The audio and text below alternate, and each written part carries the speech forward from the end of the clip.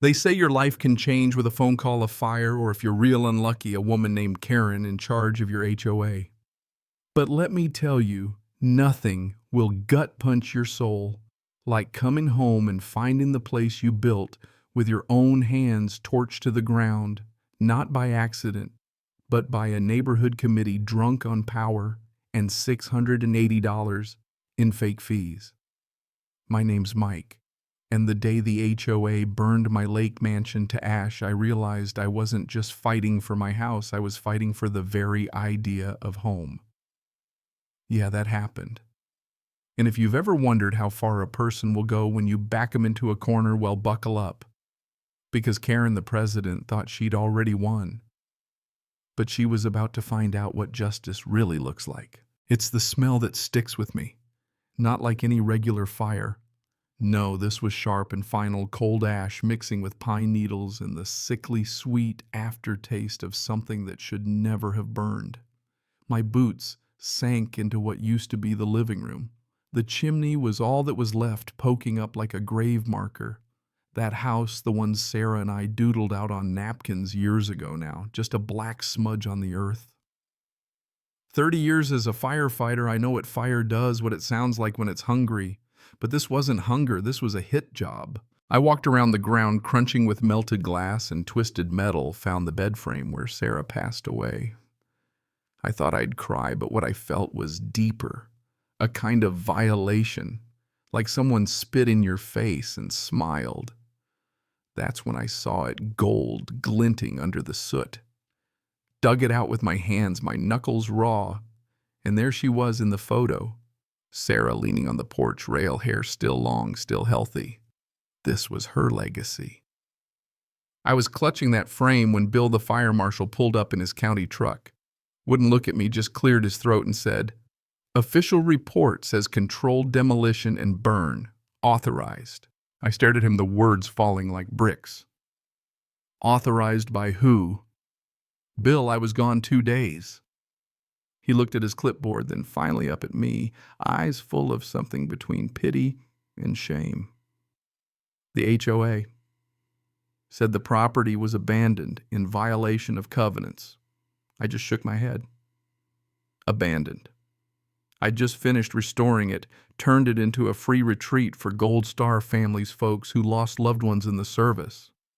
Poured my retirement savings into that place. First 2 families were coming Friday. Now all I had left to show them was a pile of charred timbers. You ever try to rebuild something for people whose lives are already in pieces when the folks who burned it down are still walking around smug as can be? That's what hopelessness tastes like. All this for a made-up bill.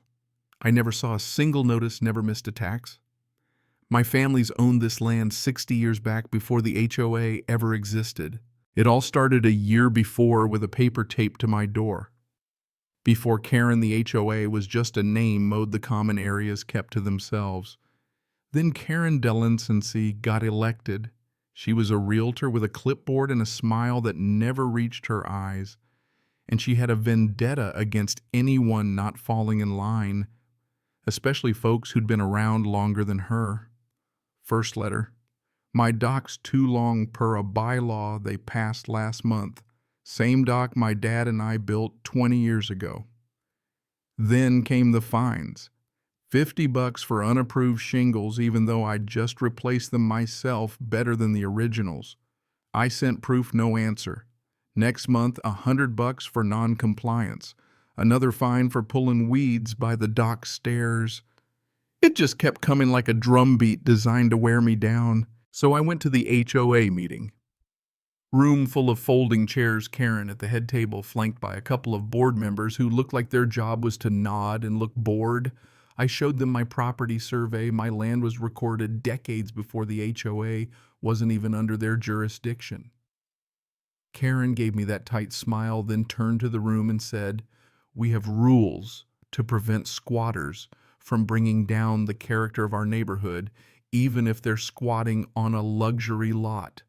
You ever been slapped by a word? That's how squatter felt." I looked her dead in the eye, told her I wouldn't pay a cent for fake violations on my own land, then walked out with my head on fire. Sent them a notarized objection, citing the property records, no response. Week later, I get a lien notice from the county clerk, $680. That's when I knew it wasn't about rules. This was a war. And just when I felt truly alone in steps, my neighbor Joe Ritchie, quiet guy, keeps to himself, lost his wife years back. Saw me looking at that lien letter, asked trouble with the license. I handed it over and his face got serious. Used to be a federal prosecutor. Paperwork like this, sloppy but dangerous if you ignore it. Let me look into it for you. First glimmer of hope I'd felt in months. That weekend I left for a veterans event I help with every year, thinking maybe things might turn around. Came back Sunday afternoon, smelled the smoke before I even saw it. Drove up and my stomach just dropped. The house was gone. Ground scraped bare, dock torn out sign in the dirt saying, "This property has been reclaimed and abated by court order." They brought in a crew, forged the papers, demolished everything while I was gone. I stood there in the ruins, silence ringing in my ears. Didn't yell, didn't cry.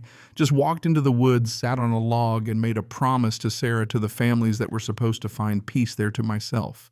They lit the wrong fire this time. Didn't rebuild, not yet. Bought an old travel trailer, parked it in the trees, made it my headquarters. Set up trail cameras, ran a generator, started watching. And the community started to split. Some old neighbors brought food, shook their heads and whispered, "This isn't right." But Karen's crew, mostly newcomers, smug in their shiny cars, drove by, slow glaring like my trailer proved I was the problem.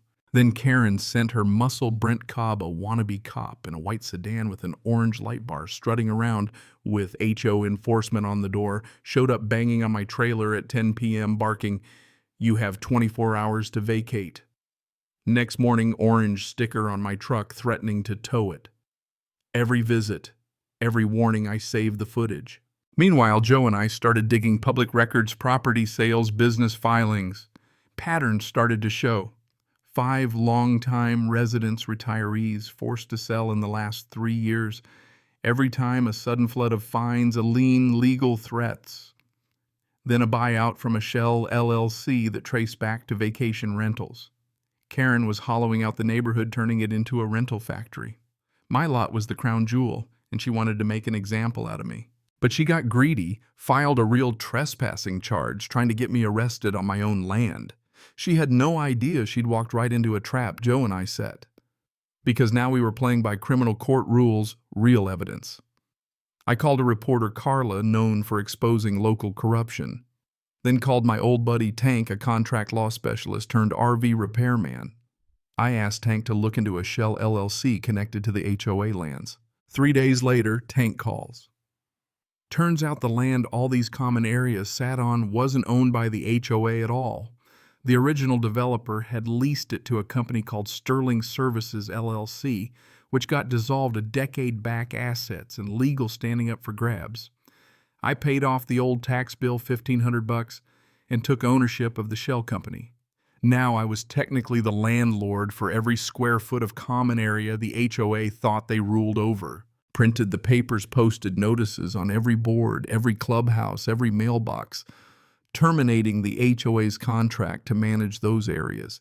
Even taped one to Brent, the fake cop's car window. Next day, legal threats flying from Karen's lawyer, screaming tortious interference. I posted her threat letter too, tacked a note underneath. They burned my house, filed a fake lien, tried to have me arrested. If you've been bullied by this board, meet me at the fire station Tuesday night. Didn't know if anyone would show. Turns out I underestimated people.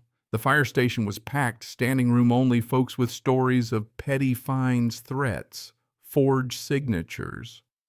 A retired board member admitted Karen doctored minutes. A permit officer confirmed the demolition order was a forgery. It was a shakedown from top to bottom. Folks wanted to sue. I said, not yet. First, we vote them out. Next HOA meeting, the place was overflowing, Karen and her crew strutting and faces falling when they saw the crowd. I walked up, laid out the ownership papers, the plat maps, the termination notice, Karen sputtering, threatening to sue everyone. I held up a complaint signed by 78 homeowners filed that morning with the state attorney general for fraud and racketeering. The crowd erupted. Karen looked like she'd swallowed a bug. Karen tried one last trick, filed a lawsuit for defamation, hoping to bury me in legal bills. But the lawsuit triggered discovery. Joe, my lawyer, got access to all their records. Emails, finances, every dirty secret. The board's insurance dropped them like a hot rock. Now Karen and her cronies were personally liable. Come court day, it wasn't me on trial anymore, it was her. Joe, my quiet neighbor with the gardening gloves, took apart their case piece by piece. County clerk testified the demolition order was fake. Treasurer admitted Karen's husband got all the big contracts. The judge, sharp as a tack saw, right through it. Karen's mask cracked. Her power suit suddenly looked like a costume. She was let out not in handcuffs yet, but defeated. State took over fraud, racketeering, destruction of property. Karen pled guilty, got 5 years in state prison, no parole for 2. The rest of the board got hit with a class action suit, lost their savings, lost their standing in town. And the timid treasurer lost her house, all for a taste of borrowed power. Restitution. Let me rebuild not just a house, but the haven house, the retreat Sarah always dreamed of. Neighbors pitched in. Frank wired the place. The VFW guys framed the walls. Casseroles showed up every morning. It was community, not fear, that built it back. First Gold Star family arrived the week we reopened. A young widow, her kids running down to the lake, laughter echoing where there used to be nothing but smoke. Carla, the reporter, came back. Her story about the HOA's fall went viral. The HOA itself dissolved by unanimous vote. Now we've got a volunteer council, no fines, no threats, just neighbors helping neighbors. Tree falls, we show up with saws, not letters. For the first time in years, we started acting like a community again. I still live in that trailer behind the Haven House looking out at the lake. Some nights I sit on the porch, remember Sarah, and think how they tried to erase a lifetime. But you know what they couldn't take? Memory, neighbors, time. In the end, it wasn't just me who won. We all did. So what do you think? Should a neighborhood committee ever have the power to burn someone's life down? Drop your thoughts below. Tell me your wildest HOA story or what you think real justice looks like. And hey, if you believe in standing up for what's right, hit subscribe so you don't miss what comes next. Because sometimes all it takes is one person lighting a fire the right way to burn a whole lot of corruption clean.